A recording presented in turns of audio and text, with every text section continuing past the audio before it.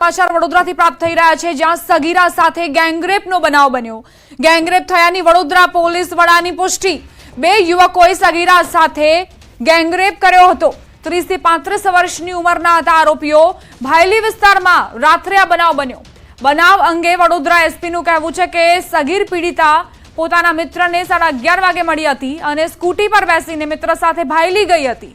જે બાદ રાત્રે 12 વાગે બે બાઇક પર 5 લોકો સ્થળ પર પહોંચ્યા અને તેમણે પીડિતા સાથે અભદ્ર ભાષામાં વાત કરી। જે બાદ 5 પૈકી 3 લોકો સ્થળ પરથી જતા રહ્યા હતા, જ્યારે અન્ય બે આરોપીઓએ ગેંગરેપ આચર્યો હતો। બનાવ બાદ પીડિતાએ પોલીસને જાણ કરતા પોલીસની ટીમ સ્થળ પર પહોંચી અને પુરાવા એકત્ર કર્યા હતા। પોલીસના મતે પીડિતા ગરબા રમવા નહોતી જતી અને તેણે ગરબાનો ટ્રેડિશનલ ડ્રેસ પણ નહોતો પહેર્યો। એવી ચર્ચાએ જોર પકડ્યું હતું કે ગરબા રમવા માટે આ સગીરા ગઈ હતી ને ત્યારે દુષ્કર્મ આચરાયું, પરંતુ તેને રદિયો મળ્યો છે।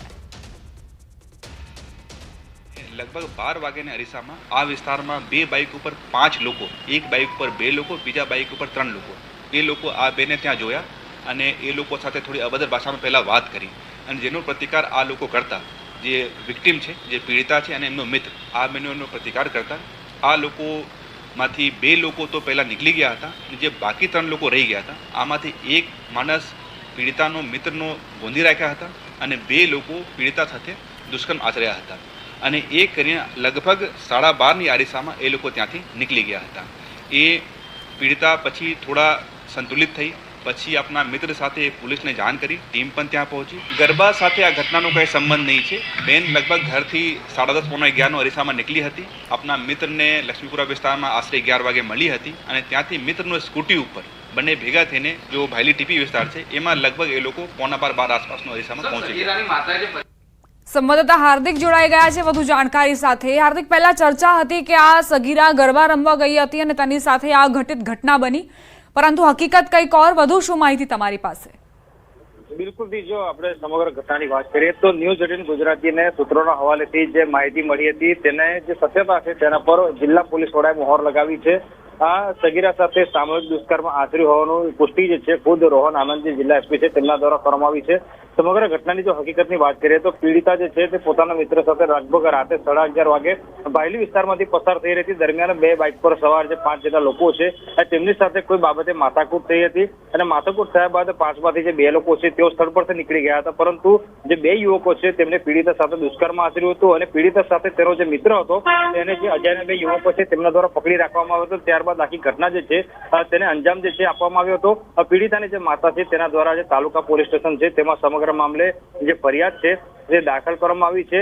એસપીના જણાવ્યા અનુસાર જે આરોપીઓ છે તેઓ હિન્દી અને ગુજરાતી બંને ભાષામાં વાત કરતા હતા અને લગભગ 30 થી 35 વર્ષની ઉંમરના આરોપી હોવાનું જે પોલીસનું અનુમાન જે છે તે અત્યારે ચાલી રહ્યું છે। પોલીસ દ્વારા અત્યારે જે આરોપીઓ ફરાર થઈ ગયા છે તેમની તપાસ જે છે, શોધખોળ છે તે શરૂ કરવામાં આવી છે। બીજી જિલ્લા પોલીસ વડાએ મહત્વની વાત એ કરી કે પીડિતા જે છે તે ગરબા રમવા માટે નહોતી ગઈ, પીડિતા નોર્મલ ડ્રેસમાં હતી, તેને ચણિયાચોળી નથી પહેરી, પરંતુ અત્યારે જ્યારે જિલ્લા પોલીસ અને શહેર પોલીસ સમગ્ર મામલાની તપાસ કરી રહી છે ત્યારે જિલ્લા પોલીસ વડાએ ખુદ કહ્યું છે કે આ ઘટના ખરેખર ખૂબ જ ગંભીર પ્રકારની છે। ગૃહ વિભાગે આખી ઘટના જે છે તેની નોંધ લીધી છે અને અત્યારે પોલીસ જે છે તેની જુદી જુદી ટીમ છે તે આરોપીને શોધવા માટે કામ લાગી ગઈ છે અને આ પોલીસ માટે ખૂબ જ પડકારજનક કેસ જે છે તે કહી શકાય। ત્યારે હવે જે શહેર પોલીસ અને જિલ્લા પોલીસ આખા કેસમાં જોડાઈ છે ત્યારે આરોપીઓ સુધી પોલીસ ક્યાર સુધી પહોંચે છે તો આવનારો સમય જ બતાવશે। દીપા, આભાર હાર્દિક, તમામ જાણકારી આપવા માટે। આગળ પણ તમારી પાસેથી અપડેટ્સ લેતા રહીશું। તો સગીરા સાથે ગેંગરેપ થયાની પુષ્ટિ થઈ છે અને 5 યુવકોએ તેને અટકાવી હતી, ત્યારબાદ 2 યુવકોએ તેની પર દુષ્કર્મ આચર્યું હોવાના સમાચાર।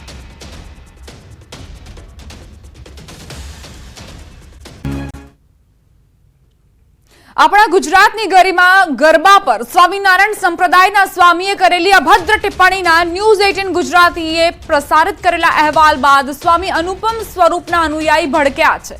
ન્યૂઝ 18એ અનુપમ સ્વામી સામે આ અંગે ખુલાસો પૂછ્યો અને તે બાદ કાર્યક્રમ પૂર્ણ થતાં જ સ્વામી અનુપમનો ચેલો ન્યૂઝ 18ના સંવાદદાતા પર ભડક્યો અને ન કહેવાના શબ્દો કહ્યા। સ્વામી અનુપમ સ્વરૂપના અનુયાયીની આ હરકતો ન્યૂઝ 18ના કેમેરામાં કેદ થઈ છે। અનુપમ સ્વરૂપ સ્વામીએ પોતાના બફાટ અંગે બપોરે 1 વાગે ખુલાસો કર્યો અને જેવો કાર્યક્રમ પૂર્ણ થયો તે બાદ ભગવાધારી સ્વામીઓનું પોત પ્રકાશ્યું। ન્યૂઝ 18નો કેમેરો ચાલુ હતો તે સમયે જ સ્વામી અનુપમ સ્વરૂપના ચેલાએ ન્યૂઝ 18ના સંવાદદાતાને અપશબ્દો બોલ્યા। આ શબ્દો અમે આપને સંભળાવી પણ નહીં શકીએ. જે સ્વામીએ નવરાત્રીને લવરાત્રી કહી તે સ્વામીઓના ચેલાએ મીડિયાને અપશબ્દો બોલ્યા.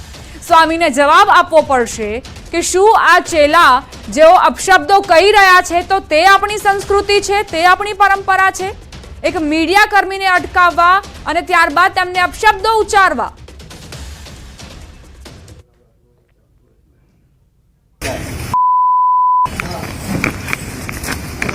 એને પોતાના વ્યૂઝ વધારવા માટે જ આ બધા ન્યૂઝ વાળા તમે હોય તમને જ કહું છું જે વાત નથી, ખોટી વાત નથી. જે વાત છે એ સત્ય વાત તમે કેમ તમે ખોટી કરો છો? એ જે રીતના બોલે છે ખોટું બોલે. બોલો એમ નહીં વાત. ના બોલો. હવે તમારે જે બોલવું છે બોલો. મારે નહીં બોલવું. ના બોલો. જે હોય નામ શું છે? જે હોય મારે નહીં બોલવું. તો પછી નહીં. તો પછી તમે આ બોલ્યા કેમ? કેવું બોલ્યો? હા કેવું બોલ્યો? આજે કોની જોડે વાત કરતા હતા તમે? હું જેની જોડે વાત કરતો એની જોડે. અરે સ્વામીજી મારી વાત સાંભળો.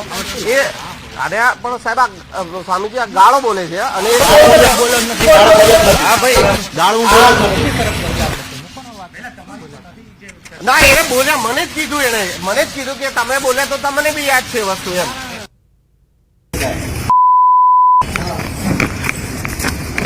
એને પોતાના વ્યૂઝ વધારવા માટે જ આ બધા ન્યૂઝ વાળા તમે હોય તમને જ કહું છું જે વાત નથી, ખોટી વાત નથી. જે વાત છે એ સત્ય વાત તમે કેમ તમે ખોટી કરો છો? એ જે રીતના બોલે છે ખોટું બોલે. બોલો. એમ નહીં વાત. ના બોલો. હવે તમારે જે બોલવું છે બોલો. મારે નહીં બોલવું. ના બોલો. જે હોય નામ શું છે? જે હોય મારે નહીં બોલવું. તો પછી નહીં. તો પછી તમે આ બોલ્યા કેમ? કેવું બોલ્યો? હા કેવું બોલ્યો? આજે કોની જોડે વાત કરતા હતા તમે? હું જેની જોડે વાત કરતો એની જોડે. અરે સ્વામીજી મારી વાત સાંભળો. એ અરે પણ સાહેબ આ સ્વામીજી આ ગાળો બોલે છે અને હા ભાઈ ગાળું ના એને બોલ્યા, મને જ કીધું કે તમે બોલ્યા તો તમને બી યાદ છે. સંવાદદાતા સંજય ટાંક પોતે જોડાઈ ગયા છે. સંજય, એક તરફ સ્વામીજી એવું કહે છે કે આ નવરાત્રી નથી, લવયાત્રી છે. આપણી પરંપરાઓ, આપણી સંસ્કૃતિ વિશે તેમણે જણાવ્યું. આપણે આ કરવું જોઈએ, આ ન કરવું જોઈએ, પરંતુ તેઓ પોતાના અનુયાયીઓને શીખવાડવાનું લાગે છે કદાચ ભૂલી ગયા છે કે અપશબ્દો તો ન જ બોલાય કોઈને પણ. અને મીડિયાકર્મી પોતાનું કામ કરી રહ્યા છે, તેમાં કેમ અવરોધ ઉભા કરો છો? બિલકુલ દીપા, એક તરફ માં આદ્યશક્તિ આરાધનાનું પર્વ નવરાત્રી ચાલી રહી છે અને તેમાં જે અનુપમ સ્વામીનો જે વિડીયો જે સામે આવ્યો છે અને જે અનુપમ સ્વામી જે છે તે પોતે વસ્ત્રાલના ગુરુકુલ જે સ્વામિનારાયણ ગુરુકુલ છે ને ત્યાં સેવક તરીકે તેઓ પોતે સેવા આપી રહ્યા છે અને તેઓનો જે આ વિડીયો જે સામે આવ્યો છે ચોક્કસથી તેમાં પણ તેઓએ જે નવરાત્રી ને લવરાત્રી શબ્દનો જે પ્રયોગ કર્યો છે ને તેને લઈને ક્યાંક ને ક્યાંક આખો વિવાદ અને આ વિવાદાસ્પદ વિડીયો જે છે તે જોવા મળી રહ્યો છે. સ્વાભાવિક છે કે આ પ્રકારની તેઓના જે અપશબ્દોનું જે ઉચ્ચારણ જે કર્યું છે તેઓએ અને તેને લઈને મીડિયા સ્વાભાવિક છે કે તેમની સમક્ષ જે છે સમગ્ર મામલે પૂછપરછ કરે છે. ત્યારે તેમના જ અનુયાયીઓ જે છે એ ક્યાંક ને ક્યાંક આ મીડિયા ઉપર જે છે ભડકતા હોય તેવા દ્રશ્યો અત્યારે જોવા મળ્યા છે.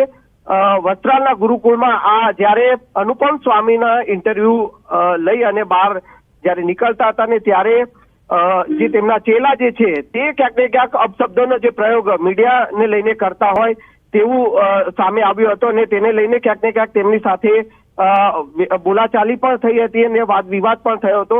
સ્વાભાવિક છે કે એક તરફ અનુપમ સ્વામી જે છે તે સમાજને પોતે જ્ઞાન આપતા હોય તે પ્રકારના વિડીયો પ્રસારિત કરે છે, પરંતુ ક્યાંક ક્યાંક તેઓના જ ગુરુકુળમાં રહેતા જે ચેલાઓ જે છે તેમને સભ્યતા શીખવાડવાનું ભૂલી ગયા હોય તેવું આ જે પ્રકારનો અત્યારનો જે વિડીયો જે અમારી સાથે જે બોલાચાલી થઈ છે, મીડિયા સાથે જે બોલાચાલી થઈ છે અને તેમાં જે છે જે જોવા મળી રહ્યું છે.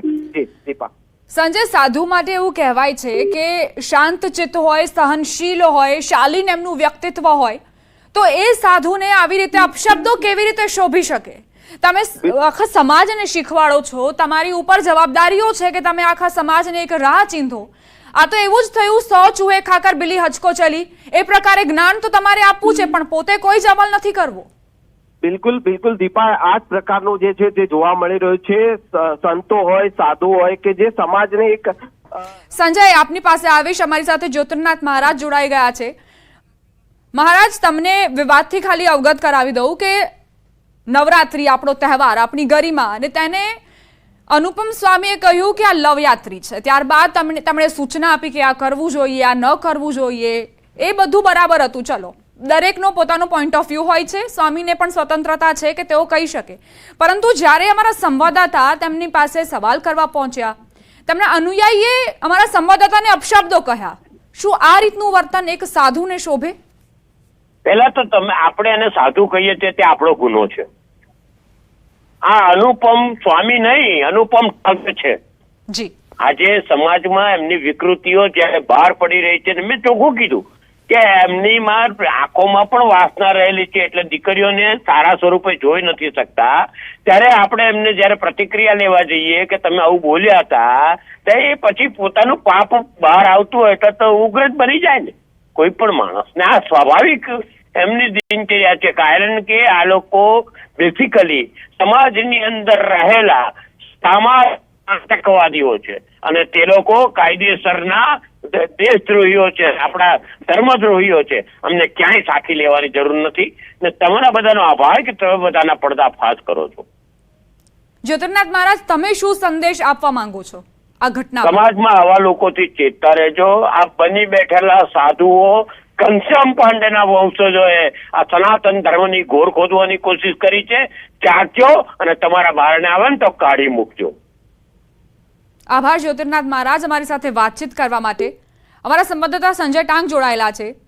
સંજય, જ્યોતિર્નાથ મહારાજની પણ વેદના એક રીતે બહાર આવી છે કે આ પ્રકારના જે લોકો છે તેમને સાધુ ન કહી શકીએ, તેમને માત્ર સંતની ઉપાધિથી જ નવાજવામાં આવે. એટલે આ પ્રકારે તેમની પણ વેદના સામે આવે.